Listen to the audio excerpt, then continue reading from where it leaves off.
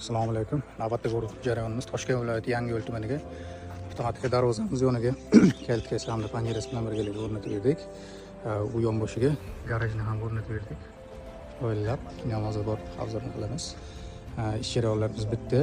Egalariga pultini topshirib beramiz aka. Qutlug' bo'lsin. Rahmat, salomat. Shu biz kuzatayotganlarga darvoza haqida fikringiz? 1 yildan beri Instagram kanalda kuzatyapmiz. Qarab, asohatlashdan ichini chiqsam bo'ladi. Lekin mana bu vaqtda keldi. Kelishilgan narxlarda hamma zo'r, mamnunlar. Shunday omad.